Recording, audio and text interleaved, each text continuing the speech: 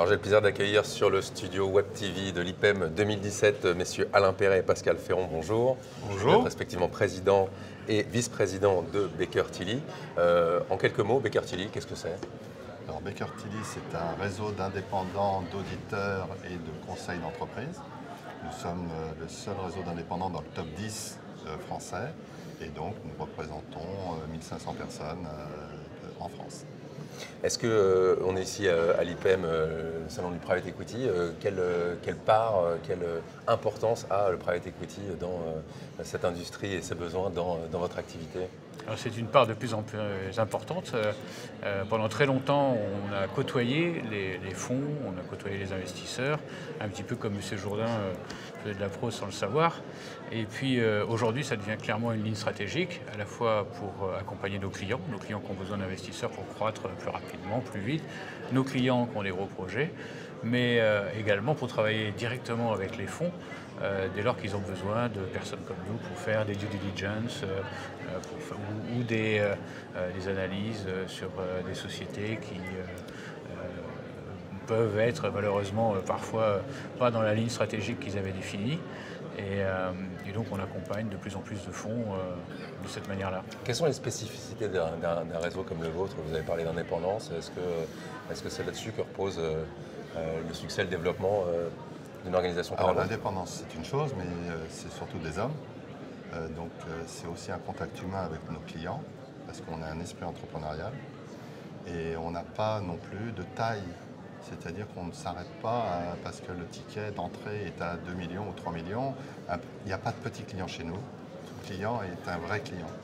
Et ça, c'est important. Donc cette indépendance des différents acteurs de votre réseau vous donne une flexibilité pour prendre les opportunités telles qu'elles viennent, contrairement à d'autres acteurs qui sont peut-être obligés d'avoir une politique énormément plus figée. On intervient de la très petite entreprise au CAC 40.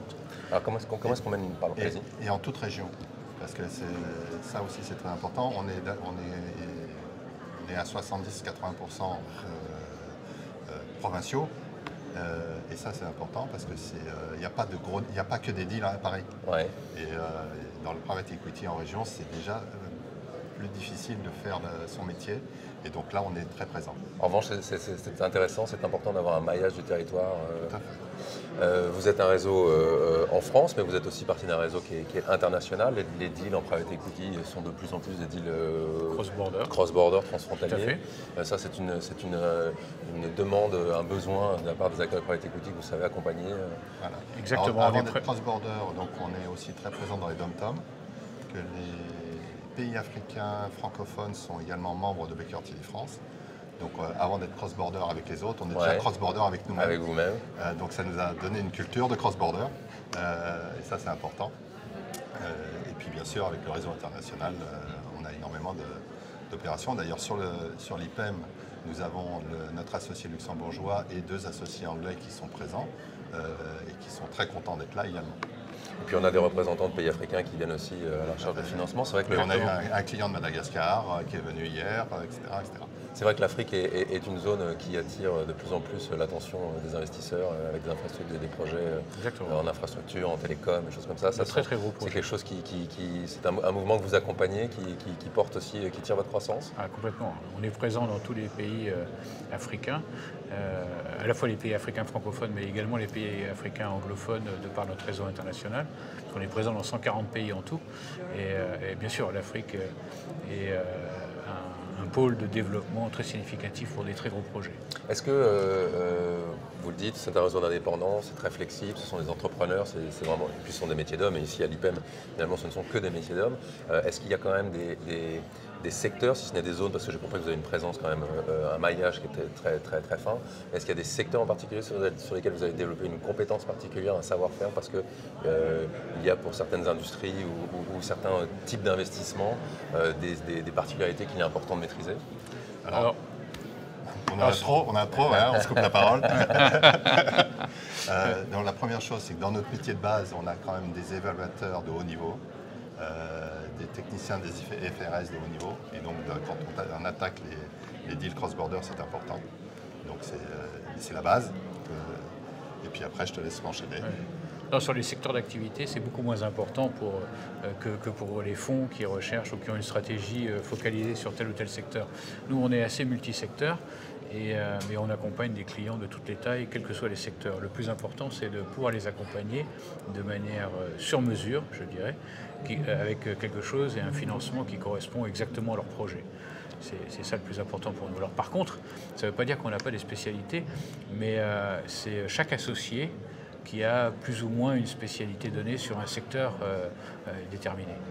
Donc, en nombre d'associés, vous êtes combien d'associés sur la France? 150 sur la France, et au niveau mondial 2200. Donc ça fait un très gros réseau. Vous avez dit tout à l'heure que vous étiez 8e, International. international. Ça fait près de 40 000 personnes. Et que vous étiez le premier dans ce classement d'indépendants. Voilà, on est les seuls à ne pas être complètement intégrés. Est-ce que ça présente un avantage, un inconvénient quand on veut développer une stratégie de développement, quand on veut avancer dans une même direction avec un réseau aussi large? Est-ce que ça présente un avantage ou un inconvénient par rapport aux structures intégrées d'avoir une organisation comme la vôtre? Nous considérons que ça représente surtout un avantage. Et c'est surtout un avantage parce que comme nous sommes tous des entrepreneurs, il faut d'abord convaincre, évidemment, mais une fois que vous avez convaincu tout le monde, ça veut dire que tout le monde y va de manière très motivée, avec beaucoup d'envie. Et la mise en œuvre, et on va beaucoup plus loin, même si au départ il faut convaincre, c'est vrai, on n'impose pas. Mais dans une structure de type pyramidal, vous pouvez imposer des choses à des gens qui n'ont pas forcément envie et qui y vont en traînant les pieds. Donc nous, quand on a décidé de manière stratégique d'y aller, on y va. Est-ce que si vous annoncez ce classement, ça veut dire que vous avez des intentions de vous rapprocher, de remonter dans ce classement? Et si oui, comment est-ce qu'on fait pour développer une stratégie comme celle-là? On est bien à notre place. On n'a pas de course à la taille. C'est pas notre objectif. Notre objectif, c'est un maillage, que ce soit national ou international. Et donc aujourd'hui, on a atteint une taille relativement optimum, même s'il y a quelques trous encore, bien sûr, comme toujours. Et l'objectif, c'est surtout de bien accompagner nos clients sur leurs besoins. Ce n'est pas de grossir pour grossir. Donc quand on grossit, c'est parce qu'on a déterminé une ligne stratégique qui correspond à un besoin chez nos clients ou chez les clients qu'on veut capter. Mais pas grossir pour grossir. La grenouille, au bout d'un moment, explose. Et comme nos valeurs sont importantes pour nous, c'est une sélection à l'entrée qui est très importante. Alors on est ici à l'IPEM, est-ce que de votre point de vue, vous avez quand même un point de vue qui est assez précieux par rapport à une tour d'observation, on va dire, sur cette industrie, sur les deals qui se font, quelles sont les tendances que vous voyez émerger et que vous imaginez pour l'année 2017 qui commence ou les années qui viennent? D'abord sur le marché national, on a quand même une proportion de départ à la retraite important en France. Et que même sur des petits deals, moyens deals et grands deals, ça influence énormément le marché. Malheureusement, on est sur une année électorale, donc c'est une année un peu floue. Ouais. Donc on va attendre un petit peu pour avoir une visibilité fiscale en particulier.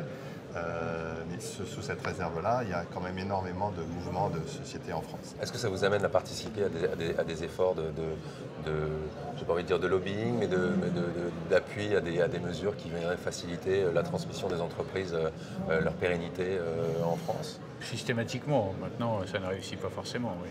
Mais bien sûr, on essaye de transmettre des bonnes informations au bon moment de manière à faciliter. Malheureusement, sur les dernières années, on n'a pas été très entendu. Espérons qu'on soit un peu plus oui, tout à fait. Cette année et dans les années qui viennent. Sur les tendances, je voulais dire, il y a de plus en plus de fonds, de plus en plus diversifiés et beaucoup d'argent. Il y a de plus en plus d'argent aussi, donc le financement n'est pas vraiment le problème. Le problème, c'est de trouver de bons projets avec des gens qui ont un réel talent et une vraie volonté de se développer de manière significative, soit par croissance organique, soit par build-up, soit sur de l'innovation. Et donc, je crois que quand on a la chance d'avoir un très beau projet, ça offre des très très belles perspectives. Espérons que les projets soient nombreux cette année, que ce soit une année porteuse. Messieurs Alain Perret et Pascal Ferron, président et vice-président de Baker Tilly, merci beaucoup. Merci beaucoup à vous.